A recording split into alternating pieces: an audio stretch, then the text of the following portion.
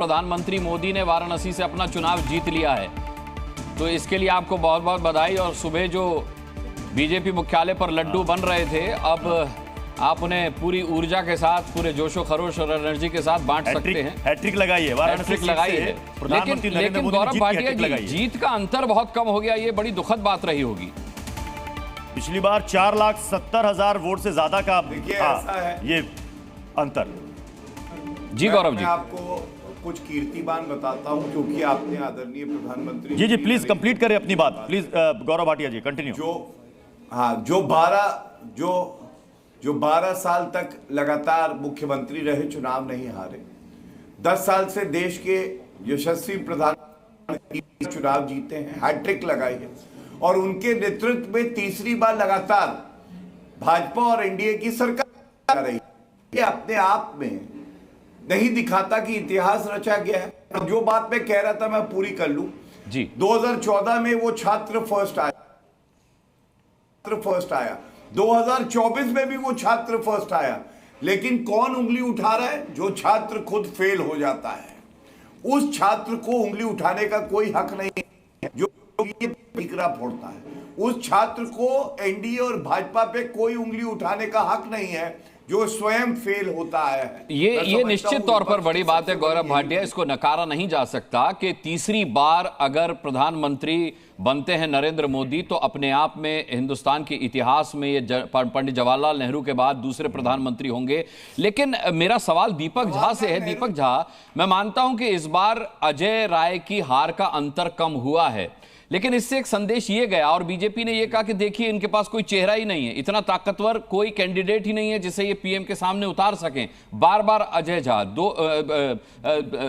अजय राय, एक बार हारने के बाद, 2 बार हारने के बाद, तीसरी बार भी अजय राय ही मिले। देखिए मिले नहीं, बात यह है कि जब आप किसी दानवी शक्ति का, किसी आसुरी शक्ति का सामना करते हैं एक बार 2 बार, जो जरासंध था, आपने कृष्ण के युग में, द्वापर युग में एक जरासंध था, तो जरासंध से कृष्ण भगवान 17 बार हारे थे, लेकिन 18वीं बार जरासंध के टांगों को 2 फाड़ कर दिया था। तो लोकतंत्र की लड़ाई में जो भाजपा रूपी जरासंध है, भाजपा रूपी भस्मासुर है, तो जनता रूपी कृष्ण जो है 2 बार, 3 बार, 4 बार, लेकिन हराएगी जरूर। और उसके लिए आज आखिरी खेल है भाजपा को हराने का। यहाँ पे नरेंद्र मोदी जी का इतना ब्रांड मोदी चल रहा था, सुबह से लेकर शाम तक, चैनल से लेकर मीडिया तक, अब मोदी की गारंटी। तो मोदी की गारंटी ये थी कि 4 लाख से जीतने वाले मोदी जी आज 1.5 लाख पे आगे अटक गए। राहुल गांधी जी 4 लाख 5 लाख वोटों से जीत रहे हैं, जिनके लिए कहते थे राहुल गांधी जी हार जाएंगे। अमेठी से स्मृति ईरानी जी साफ हो गई, जो सुबह शाम राहुल गांधी के नाम की माला जपते थे। एक हमारे कार्यकर्ता से हार गए जो कहते थे राहुल गांधी जी डर गए।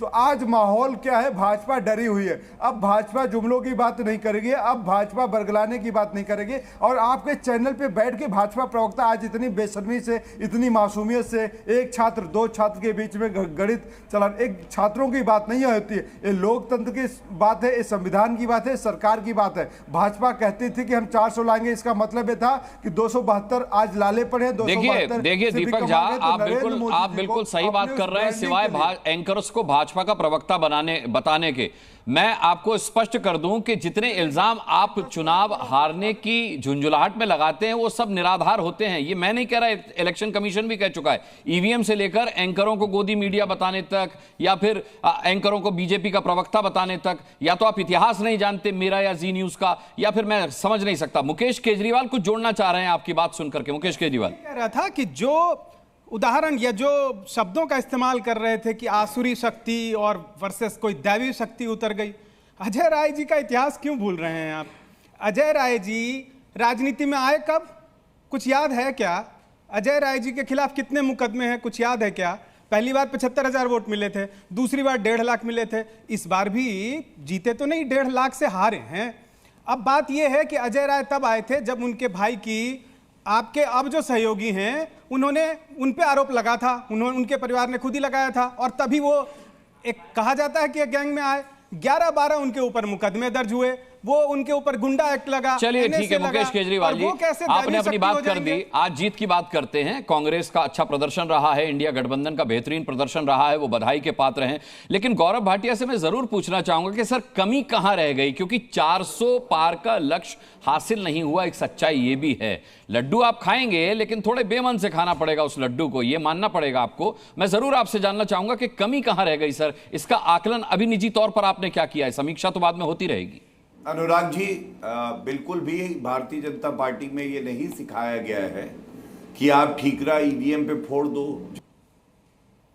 रणदीप सुरजेवाला ने, या आप इलेक्शन कमीशन ऑफ इंडिया की कमी बताओ। या तो भारतीय जनता पार्टी जीतती है या हम सीखते हैं। मैं समझता हूं अगर आंकड़ा यही रहता है और हमने जैसा उम्मीद करी थी वैसा नहीं आता, तो आत्मचिंतन भी होगा और बेहतर होने की प्रक्रिया की शुरुआत हो जाएगी। और एक बात बड़ी जिम्मेदारी से कहता हूं, बहुत तप बहुत ईमानदारी से नरेंद्र मोदी जी ने जनता की सेवा करी है, उनको आशीर्वाद भी मिला है। हाँ, हमारी उम्मीद पे ये खरा नहीं उतरता है, लेकिन गिरते हैं शहसवार ही मैदान जंग में, वो तिफल क्या गिरेंगे जो घुटनों के बल चला करते हैं। जी, घनश्याम तिवारी जी भी हमारे साथ जुड़े हुए हैं। एक बार समाजवादी पार्टी का भी रुख कर लेना चाहिए। घनश्याम तिवारी जी, राम गोपाल यादव जी ने कहा कि हमारी सरकार बन रही है। हमने ये सवाल भी पूछा कि आंकड़े फिगर्स तो आपके पक्ष में नहीं है, उन्होंने कहा देखते जाइए। अब सवाल ये खड़ा होता है कि वो नंबर्स आप कहां से लाएंगे? क्या आप एनडीए से वो नंबर्स लाएंगे? जेडीयू और चंद्रबाबू नायडू से बात करके अपनी तरफ, क्या वो आपकी तरफ आएंगे? बहुत साधारण सी बात है, कौन घुटनों के बल चढ़ना चाहता है? जिन लोगों ने, ये एनडीए नहीं है, पहले तो ये नरेंद्र सरेंडर अलायंस है। नरेंद्र मोदी और उन लोगों का अलायंस जिनकी बाह मरोड़ करके, ब्लैकमेल करके, तरह तरह के सीबीआई ईडी के माध्यम से उनको सरेंडर कराया गया। कौन घुटनों के बल चलना चाहेगा नरेंद्र मोदी जी के सामने? उनके तानाशाही का सपना चकनाचूर हो गया। आपको क्या लगता है कि चंद्रबाबू नायडू घुटनों के बल चलना चाहेंगे, या नीतीश कुमार जी घुटनों के बल? नीतीश कुमार जी के डीएनए पे सवाल उठाया गया, क्या क्या नहीं कहा गया। अगर नरेंद्र मोदी जी के अलायंस पार्टनर का हाल देखना है तो जैसा मैंने कहा, चैलेंज करता हूं, कश्मीर से लेकर कन्याकुमारी और गुजरात से लेकर के मिजोरम तक आप एक दल बता दीजिए जिसको भारतीय जनता पार्टी ने डसा ना हो, जिसको बर्बाद ना किया हो। चाहे वो शिवसेना हो जो उनकी सबसे पुरानी अलायंस पार्टनर है, या नीतीश कुमार ही हो जिनके पार्टी के एक नेता इनकी सरकार में मंत्री थे, श्री रामचंद्र प्रसाद सिंह। तो जो पार्टी हर अलायंस पार्टनर को नाक की तरह डस ले, उसके साथ कोई नहीं जाना चाहता। भारतीय जनता पार्टी आज जो 240 इसी डिबेट में बैठे हुए हैं जेडीयू के राजीव रंजन, राष्ट्रीय सचिव, बैठे हुए हैं इसी डिबेट में। केसी त्यागी कह चुके हैं कि हम नरेंद्र मोदी का साथ छोड़ करके, बीजेपी का साथ छोड़ करके कहीं नहीं जाएंगे। और आप दावा कर रहे हैं कि उनके साथ रहना कौन चाहता है मोदी जी के साथ? राजीव रंजन जी, आप नहीं गए और चंद्रबाबू नायडू चले गए, तब क्या कीजिएगा? नहीं, मुझे नहीं लगता है कि चंद्रबाबू नायडू या नीतीश कुमार जी दोनों में से कोई कहीं जाने वाले नहीं है।